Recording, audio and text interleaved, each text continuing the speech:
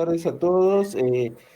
Estamos siguiendo un poco el ciclo de charlas organizados por la APSIVINA en la Semana del Día del Biólogo 2021 y en esta oportunidad, bueno, nos toca la última charla de este ciclo que hemos organizado. Y la charla va a ser dada por la doctora Ximena Acosta. Ximena es licenciada y profesora de Ciencias Biológicas de la Universidad Nacional de Salta. Obtuvo en el año 2019 el título de doctor en Ciencias Biológicas en la misma universidad bajo la dirección del doctor Néstor Centeno de la Universidad Nacional de Quilmes, quien es uno de los pioneros en el desarrollo de la entomología forense en el país, y bajo la codirección de la doctora Andrea González Reyes de la UNSA. Realizó su carrera de posgrado siendo becaria de CONICET. Actualmente se desempeña como becaria postdoctoral del mismo Consejo de Investigaciones. Realiza sus trabajos de investigación en el IEBI, que es el Instituto para el Estudio de la Biodiversidad de Invertebrados de la Facultad de Ciencias Naturales de la UNSA. Hasta la fecha ha participado en varios proyectos de investigación, primero en sus inicios cuando era alumna trabajando en tardígrados y luego se dedicó a trabajar de lleno en la entomología forense en su carrera de posgrado. Ha presentado varios trabajos en congresos y reuniones científicas, ha publicado también varios trabajos en revistas de nivel internacional de alto impacto sobre la temática, no solamente tardígrados, sino últimamente en la temática de moscas nativas de interés forense, que es la temática que está desarrollando desde hace unos 6 años. Desde hace 2 o 3 años atrás comenzó a desarrollar una activa formación de recursos humanos, tanto de grados como también ha tenido bajo su cargo algún becario de EBC o de CIUNSA. También en los últimos años se ha desempeñado como docente del nivel medio en la provincia. Así que bueno, ahora la dejamos con Ximena, quien va a exponer sobre cría y desarrollo de moscas nativas de interés forense con utilidad para la estimación del tiempo de muerte. Ximena, todo tuyo. Bueno, muy buenas tardes, espero que se encuentren muy bien. Bueno, como ya les comentó José, yo hoy voy a hablar de estas moscas nativas con utilidad forense y les voy a comentar un poquito de cómo se fue desarrollando este tema, de cómo lo fui desarrollando a lo largo de estos años y los datos que hoy poseemos.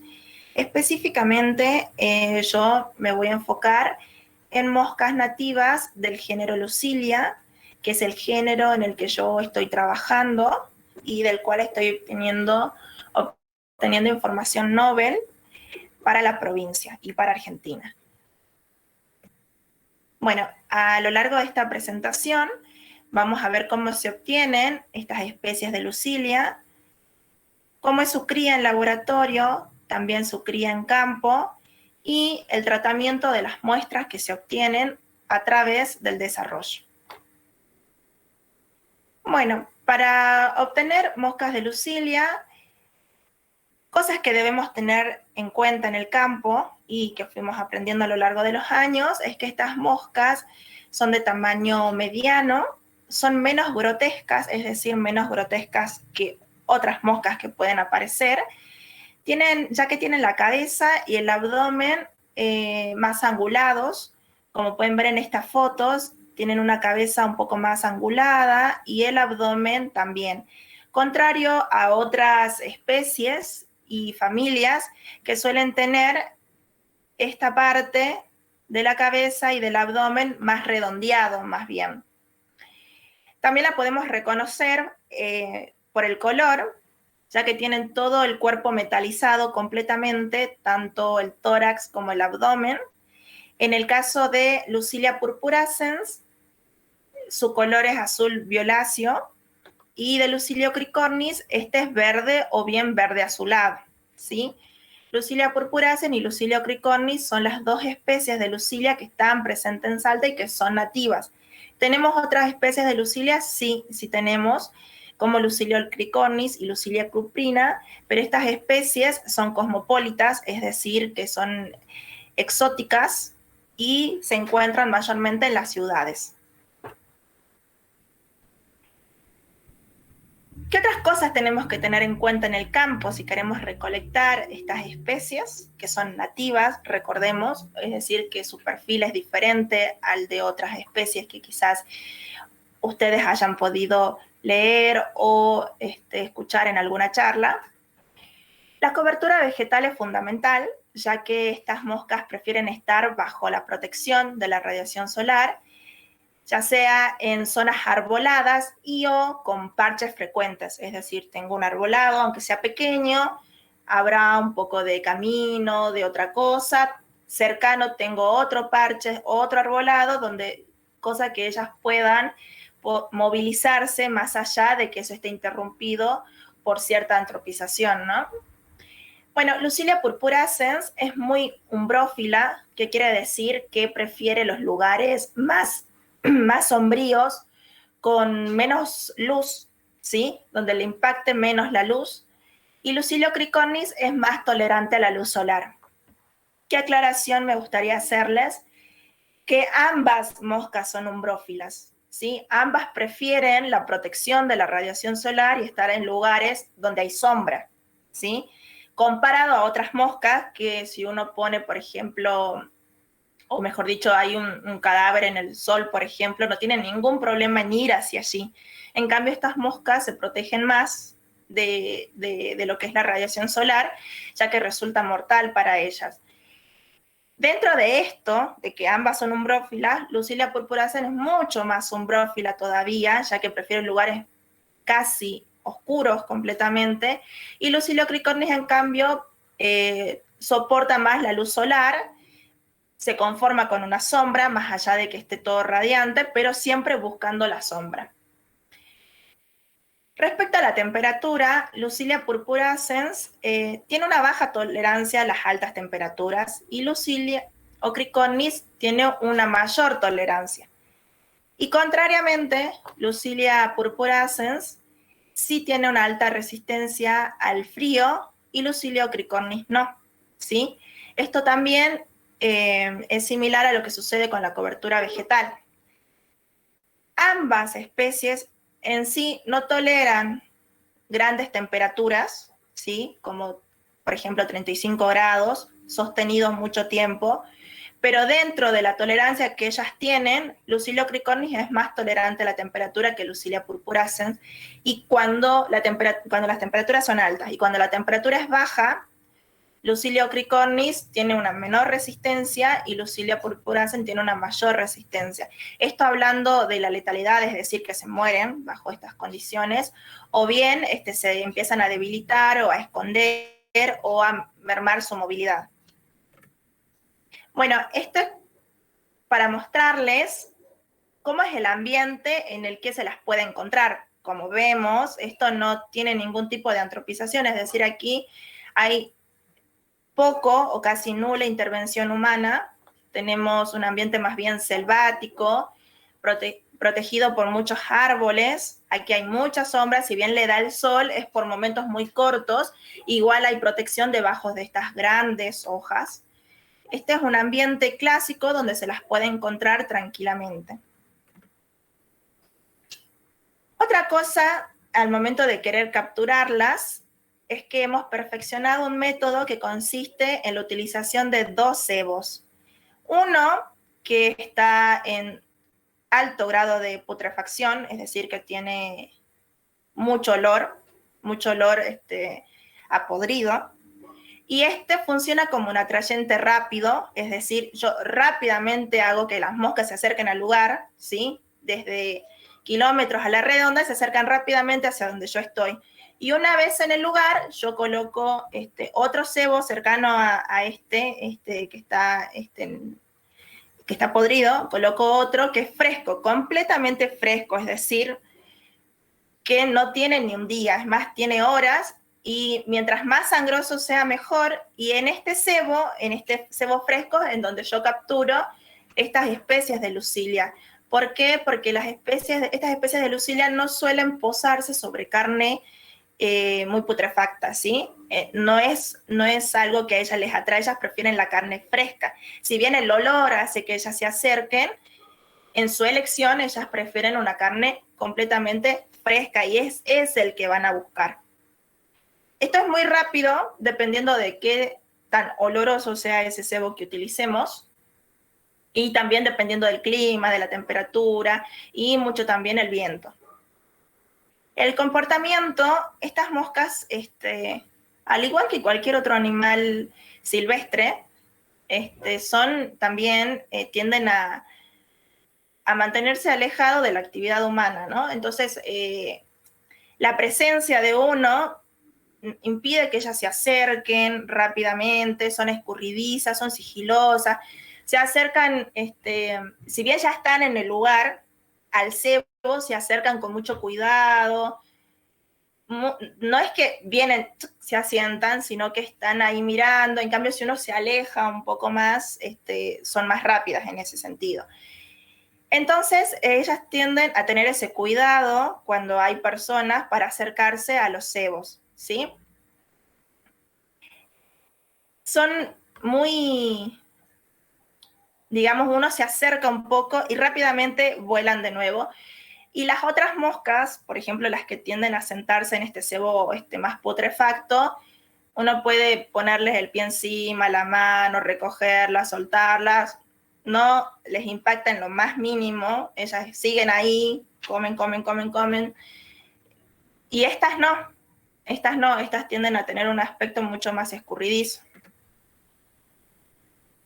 Otra cosa importante son las épocas en donde yo las encuentro, las puedo encontrar con mayor posibilidad. Se encuentran de septiembre a mayo, ¿sí? No están en los meses más fríos, que serían junio y julio, salvo algunas capturas ocasionales, pero en números muy bajos.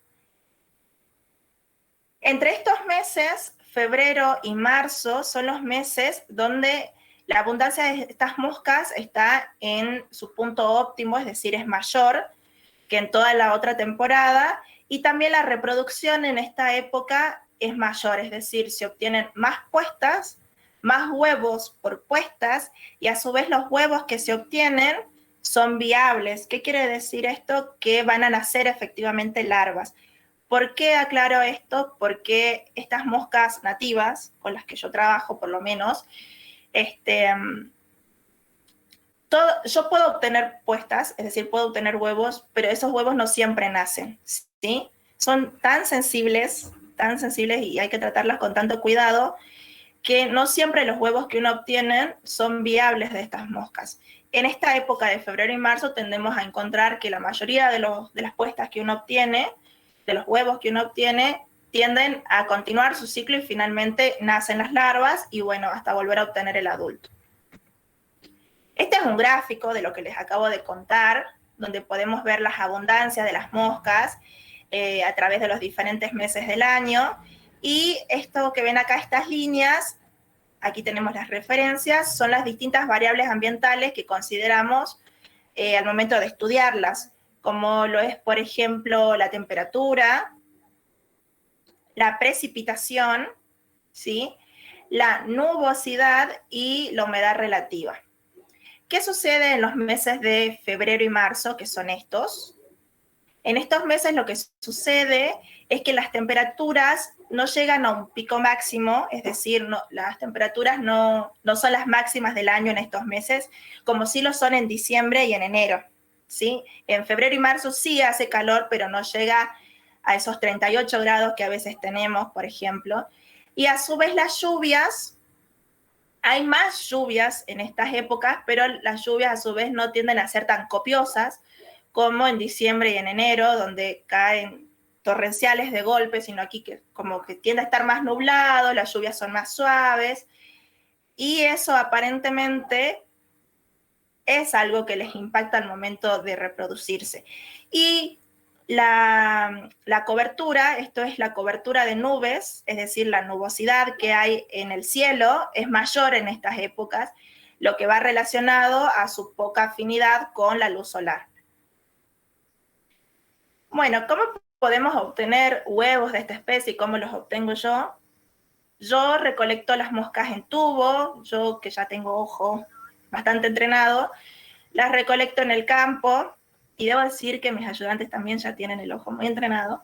Los vamos recolectando en el campo, las ponemos en tubos, y después en el laboratorio de estos tubos los pasamos a las moscas hembras exclusivamente, porque no capturamos machos, las pasamos a vasos individuales y esos vasos ya tienen un cebo adentro de carne fresca, es decir, un pedazo de carne fresca envuelto en un papel aluminio que evita que esa carne se seque. Cada vasito tiene su pequeño cebo. Ponemos las moscas, cada mosca en un vasito, lo cubrimos con una tela que permita que respiren y lo aseguramos con gomilla porque es algo de corta duración. A las 2 horas a la hora o a las 2 horas lo revisamos y vemos las puestas. Volvemos a recapturar a esa madre y si no hay puesta, bueno, las ponemos en unas cajas especiales, y si efectivamente hubo puestas, la madre numerada, el vaso numerado, el tubo numerado, se va a identificación, ¿sí? Se va para identificar, entonces nosotros identificamos la madre y la asociamos con la puesta, es decir, sabemos que esa especie es la que puso esta puesta, ¿sí? Lo hacemos de esta manera, ya les voy a contar un poco por qué, pero es un método que ya está perfeccionado y funciona al 100%. Bueno, esta es la razón. Sucede que estas moscas nativas con las que yo trabajo, recordemos todo el tiempo que son moscas nativas, no pudimos nosotros mantener estas poblaciones en el laboratorio, es decir, nosotros obtenemos en el campo estas puestas y podemos desarrollar el adulto de esas puestas que obtuvimos en el campo, pero ese adulto en el laboratorio no se reproduce nuevamente, ¿sí? Evidentemente hay algún factor, alguna variable que nosotros no le estamos pudiendo otorgar en el laboratorio y que ellos necesitan para poder colocar huevos viables. Esto puede ser muchas causas, puede ser algo relacionado al alimento, relacionado a la nutrición, o bien puede ser relacionado al ambiente, quizás no le estoy otorgando suficiente sombra, suficiente humedad, o necesitan ver plantas. En realidad no sabemos cuál es el estímulo o el nutriente que le estaría faltando. Estamos investigando, llevamos varios años probando diferentes cosas, y son difíciles estas mosquitas, así que todavía no llegamos a dilucidar, ya que no es algo que uno, digamos, simplemente puede hacerlo, ¿sí? La prueba requiere mucho cuidado, mucha atención y mucho tiempo. Así que no lo hacemos a lo largo del año, sino lo hacemos en determinadas épocas donde sabemos que lo vamos a poder cuidar, ya que necesitan revisiones diarias y a veces de 2 o 3 veces al día para que se mantengan vivas en el laboratorio. Es decir, no es algo que uno va a hacer cuando esté ocupado, que uno va a hacer cuando las circunstancias no se den, ¿sí? Pero todos los años probamos cosas diferentes, a ver si en algún momento logramos llegar a eso que estas moscas necesitan. En algún momento logramos obtener puestas, pero ya cercano al tiempo de muerte de estas moscas, al fin de su vida en laboratorio, pero los huevos no eran viables, y lo cual era notorio tanto visiblemente al ojo como bajo lupa o bajo microscopio. Los huevos tenían deformidades o falta de coloración, entonces ya era como, ya presentíamos que los huevos no iban a ser viables, y efectivamente así fue. Igual obtener esas puestas ocasionales costó mucho tiempo, y bueno, seguimos avanzando. Toda esta información que yo les acabo de comentar, ustedes la pueden ver en este paper que nosotros ya tenemos publicado, ¿sí?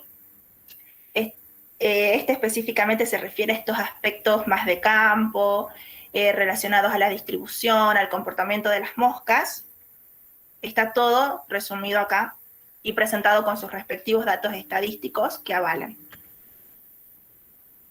Entonces, con estas especies, yo en los trabajos que realizo solo trabajo con puestas obtenidas desde madres silvestres, es decir, con puestas obtenidas desde madres que están en el campo, lo que conlleva a que nosotros y mi grupo de trabajo nos tengamos que movilizar todo el tiempo hacia el campo.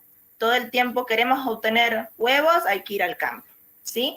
Lo cual lleva no solo una ida, sino que a veces varias, porque a veces las moscas no te ponen, entonces hay que ir de nuevo, un poco esperar el ritmo o, como quien diría, las ganas que ellas tienen de ponerte, entonces, y más si uno necesita llegar a determinado número, yo necesito 10 puestas, entonces es un esfuerzo mayor que quizás uno tiene que ir todas las semanas para obtener esas 10 puestas, porque contrario a lo que ustedes creen, las moscas no ponen y ponen y ponen y ponen y ponen y ponen, sino que cuesta obtener un determinado número. Y bueno, para eso hay que, en este caso, hablando de moscas nativas, hay que ir al campo. Para su cría en laboratorio, hay que tener algunos aspectos muy presentes. El primero y más importante es la humedad, ¿sí? La humedad es fundamental para estas moscas, ya que la falta de humedad les provoca directamente la muerte, independientemente de que tengan comida y todo lo demás, ¿sí? Entonces necesitamos mantener esa humedad constantemente, ¿sí? Y eso lo hacemos manualmente, humedeciendo la tierra en la que se encuentran cuando se encuentran en estado de pupa, o bien humedeciendo el ambiente totalmente cuando se encuentran en estado de adulto. Y también estas moscas son de poco contacto, es decir, no podemos ir y revolverlas y mirarlas y moverlas y cambiarlas de un tupper a otro y estar viendo cada rato qué es lo que hacen, cómo, no, ¿sí? El contacto aumenta su nivel de estrés y las lleva a la muerte, por lo que hay que ser cautos y mirarlas una vez al día, 2 veces, sobre todo cuando hace calor y, por ejemplo, la humedad se va muy rápido, pero siempre tratando de no tocarlas mucho, de que no te vean mucho, eso hay que tener en cuenta. Bueno, la cría en el campo, nosotros para los trabajos de investigación que realizamos, medimos variables como la temperatura, la humedad y la luz, que son las que tuvimos en cuenta para analizar su desarrollo. También les otorgamos, en la cría en campo que hicimos fue en la universidad, ¿sí? Un experimento que hicimos, donde las criamos al ambiente, o sea, ya no en el laboratorio, y les otorgamos sombra con una media sombra. También requieren siempre, siempre la atención diaria, es muy importante para la supervivencia de estas moscas, ya sea en mantenerles la humedad, la comida, porque nosotros le damos a los adultos leche, la leche cuando se humedece se pone dura, entonces si uno no va y les renueva eso, se quedan sin comida, el agua se les seca rápido, y si uno las deja 2 días, comen mucho, así que hay que renovarles la comida también. Y nosotros le ponemos hojas, le ponemos diferentes aspectos de la naturaleza para que se parezca lo más posible y porque a ellas les gusta meterse bajo esa sombra, esa protección que les otorga las hojas, por ejemplo. Con las muestras que nosotros obtenemos, ¿qué obtenemos nosotros? Obtenemos huevos, obtenemos larvas en sus diferentes estadios y obtenemos pupas. Estas las sometemos a muerte por agua caliente para fijarlas y que el desarrollo se detenga definitivamente. Y después, una vez en el caso de las larvas le medimos la longitud y las pesamos, ¿sí? La longitud a través de un microscopio especial y el peso a través de una balanza analítica, porque el peso es muy pequeño en un número de 4 cifras, es decir, por ejemplo, 0.0001 gramo. Entonces necesitamos una balanza especial para poder medirlas y pesarlas. Bueno, resumiendo un poco los que le venía hablando, comparando estas dos especies que son nativas, ¿sí? A Lucilio cricones lo encontramos preferentemente en hábitats rurales, como ser, por ejemplo, vaqueros. Es una buena representación porque vaqueros es rural, ¿sí? Hay animales y es muy arbolado, ¿sí? Y Lucilia purpurascens es de hábitats nativos, por ejemplo, para los que conocen, como la zona de la cornisa, ¿sí? Completamente cubierto por árboles. y donde hay mucha humedad permanente. Bueno, Lucilio cricornis tiene mayor tolerancia a la luz solar, mayor tolerancia a las temperaturas elevadas, mayor tolerancia a la falta de humedad, ¿sí? Y contrario a Lucilia purpurascens, que tiene baja tolerancia a la luz solar, baja tolerancia a temperaturas elevadas y baja tolerancia a la falta de humedad, ¿sí? Respecto al tamaño, Lucilio cricornis en todas sus etapas tiene un tamaño más pequeño que Lucilia purpurascens, que es una mosca un poco más grande, visiblemente también, en todos sus estadios. Y Lucilia ocricornis se desarrolla más rápidamente que Lucilia purpurascens, es decir, que completa su ciclo en menor tiempo que Lucilia purpurascens, que es un poco más lenta. En algunos estadios por cuestión de horas, pero cuando se trata de la estimación del tiempo de muerte, es decir, con la utilidad forense, las horas son muy importantes, sobre todo de estas moscas, que tienen tanta afinidad a la carne fresca y se posan inmediatamente ocurrido un deceso. En nuestro trabajo, para ambas especies, obtuvimos algunos métodos de estimación del intervalo post-mortem, es decir, del intervalo para estimar el tiempo de muerte. Obtuvimos curvas de crecimiento, isomegalendiagramas, modelos de crecimiento, en este caso el modelo logístico, isomorfodiagrama, diferentes modelos de sumación térmica. Esto lo hicimos, son diferentes métodos para estimar el PMI desde diferentes perspectivas y estudiamos cuáles son los más adecuados para estas moscas y también cuáles son los mejores para Salta. También hicimos comparaciones laboratorio versus campo, lo cual los datos los estamos procesando, estamos ya a punto de enviarle una revista, así que esperamos que salga pronto, que va a concluir el trabajo que realizamos, y en este nuevo trabajo que vamos a hacer, lo que queremos informar es la eficacia que tiene usar datos de laboratorio para usarlos en la práctica, es decir, para usarlos en el campo, ¿sí? Bueno, tenemos estos otros papers que tienen la información que les mencioné, que se refieren en este caso a la longitud y al peso corporal de las larvas que se usan para estimar el tiempo de muerte, con sus diferentes métodos asociados que los pueden encontrar aquí muy bien desarrollados, y la estimación a través del tiempo de desarrollo, efectivamente, es decir, de cuánto demoró en alcanzar este determinado estadio.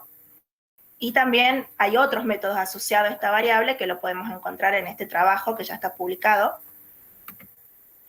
Bueno, ya para ir cerrando, les quiero presentar nuevas metas que nos hemos planteado en el grupo de trabajo y de las cuales todas ya están iniciadas y en proceso de ejecución, que son las tablas de vida, ¿sí? Que las tenemos que procesar los datos, la descripción y claves de estadios y estados primaginales, también con la incorporación de nuevas claves para el país, que eso es lo que estoy realizando ahora con mi beca postdoctoral, con mi postdoctorado.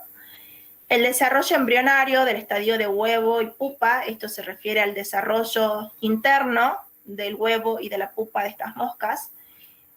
Y por último, distribución y abundancia de Califóridae de Salta en diferentes hábitats, nativo, rural y urbano, que también ya está, esa información ya está siendo procesada y esperemos que también salga pronto. Bueno, muchas gracias por su atención. Yo acá les dejo mi mail si alguno quiere comunicarse conmigo o hacerme alguna consulta o pedirme los papers. No tengo ningún problema. Bueno, gracias, Ximena. Estamos abiertos para algunas preguntas que quieran hacer el público. Tengo una pregunta con respecto a la utilización, o sea, al ser tan difíciles de criar, de mantener, ¿qué perspectivas hay de que se puedan usar digamos, para estimar las fechas en cadáveres que se encuentren en el campo, digamos? Depende del hábitat, tal vez, no sé. Sí, efectivamente, depende del hábitat. Es decir, por ejemplo, si se encuentra un cadáver en hábitat rural, Lucilio cricornis sería la adecuada, y si se encuentra en hábitats nativos, Lucilia purpurascens sería la indicada en ese caso.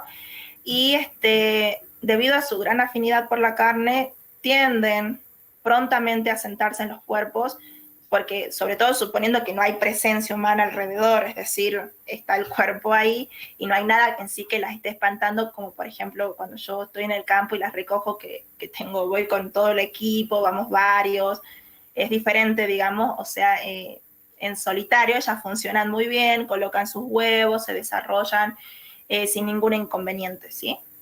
Y bueno, Claro. el tema es cómo hacemos nosotros para estudiarlas siendo ellas tan sensibles. Bueno, que con mucho esfuerzo lo hemos logrado. Claro, sí, sí, gran trabajo. Gracias. ¿Alguna otra pregunta? Sí, bueno, ya que nadie está preguntando hasta que alguien se anime, yo te voy a hacer una pregunta. A ver, Eh, el- una de las cosas Arriba, y el interesantes dentífrico que también. tiene... ¿Qué? Decirle al Ah, abuelo bueno. que te acompañe. Sí, una de las cosas interesantes que tiene el trabajar con estas especies nativas es que se sabe muy poco, a diferencia de lo que ocurre en las especies que son urbanas, donde normalmente se planteó casi la mayoría de los estudios forenses. Un poco la idea es, ¿qué tan precisión te puede dar, digamos, todos los estudios que estás haciendo con respecto a la data de muerte en precisión de tiempos o de momentos de ocurrido un crimen, por ejemplo?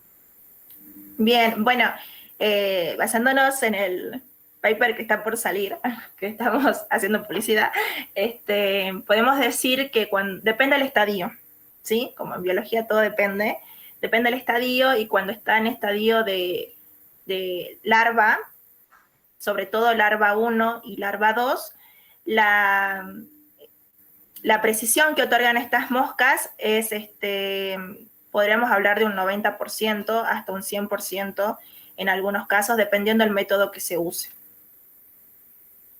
Pero Y eso, ya eso cuando es estamos en otros estadios, eso se va alejando, y hay un error más grande en la estimación, claro, pero esa estimación está dada en horas o en días, en horas. en horas. Mm. Bueno, no sé si alguien tiene alguna otra pregunta. Buenas, disculpe, yo tenía una Sí, duda. Fátima. En el momento en el que Ximena contaba sobre las diferencias que tienen en horas dentro del desarrollo que tenían las diferentes moscas, quería saber qué tanto pueden llegar a variar dependiendo de del estadio de lo que ella hablaba, porque como ella bien decía, de que es bien importante en la época para el uso forense que se les da, ¿cuánto será en horas? Bien, es de 2 horas en el estadio de huevo, puede llegar a ser de, de 12 a 36 horas en el estadio de larva, dependiendo de la larva, y ya para el estadio de pupa ya encontramos diferencias de días. Bueno, en nuestro caso, nosotros que obtuvimos los resultados en horas, 240, 260, o lo que puede ser 3 a 20 días de diferencia, ¿sí? Ya pero de todas maneras está estudiado de que a medida que van pasando los estadios, el error se va incrementando, ¿sí? El mejor momento en el que ellas son aún más útiles es cuando están en estadio de larva y se están alimentando sobre el cuerpo. Y va disminuyendo a medida que va pasando el estadio de pupa y bueno, ya el de adulto. Ahí ya tiene finalidades, pero otras. Por ejemplo, ya no data en horas, sino que se data en estaciones del año, y movimiento del cuerpo. Por ejemplo, si yo encuentro el adulto y por ejemplo, estoy en la ciudad y encuentro una Lucilia purpurascens no es de ciudad y jamás se va a acercar a la ciudad, es decir, que ese cuerpo ha sido movilizado desde un hábitat nativo, por ejemplo, hacia un hábitat rural, hacia un hábitat urbano, perdón. Claro, y con respecto, es súper interesante, perdón, con respecto al tema de la putrefacción que tenían que tener los cebos, quería saber qué tipo de cebo es el que utilizan. Bueno, no hay como una preferencia, ¿no? No es como, o sea, se han estudiado distintos CEOs, distintos sustratos de alimentación cuando la larva se alimenta, pero al momento de la captura ella les da lo mismo si usa blando especial o en mi caso pulmón, ¿sí? Usamos pulmón vacuno en descomposición. ¿Qué cebo utilizamos para descomponer? No es tan importante. Y para cuando utilizamos carne fresca usamos hígado fresco. Esto tiene que ver más que nada por los costos, ¿no? Por los costos económicos que lleva a hacer el experimento. Si también se pueden usar otros sustratos, no hay ningún problema. Tiene el mismo efecto al momento de capturarlas. Claro. Y no tienen como repudio, por ejemplo, a materia fecal No, no, no, o no. cosas así. No, de hecho, Ah, bien. estas son moscas saprófagas y sarcosaprófagas, como las mayorías de las moscas de utilidad forense, es decir, se alimentan de carne, pero en su vida diaria se pueden alimentar de fruta, de materia fecal y también que está en estado de descomposición. Eso no es algo que las limite, más allá de que tengan preferencia por ciertas cosas. Además, tengamos en cuenta que también pueden alimentarse de polen y similares. Lo que pasa es que ellos necesitan la carne para poder desarrollar su aparato reproductor en este caso y para que sus larvas puedan desarrollarse posteriormente. Es solamente con un fin reproductivo, pero en el resto de sus vidas se pueden alimentar de otros sustratos. Claro. Muchísimas gracias. Bueno, ¿alguna otra pregunta? Bueno, si no hay ninguna otra pregunta, agradecemos a Ximena por la exposición. También desde la APSIVINA queremos agradecer a los expositores que estuvieron a lo largo de toda esta serie de charlas, que fue el doctor Francisco Silvester el día lunes, ayer martes fue la doctora Lorena Aylan Choque, bueno, y hoy cierra Ximena Costa. Así que bueno, les agradecemos a todo el público que estuvo presente en este ciclo de charlas y bueno, esperemos contar con todos ustedes en próximos eventos y charlas que organice el APSIVINA y esperemos que dentro de poco también sea el Colegio de Graduados. Así que bueno, lo dejamos. Cualquier cosa, no sé si Dora vos querés cerrar. Ya lo has dicho, José, agradecemos a todos los presentes y no olvidemos a Juan José Lautier, que nos edita los videos para subirlos a YouTube. Nuestro coequiper técnico lo tenemos que incorporar y contratar de por vida. Sí, Ya, un gran hallazgo. Muchas gracias a todos. Bueno, hasta luego. Nos Chao. vemos.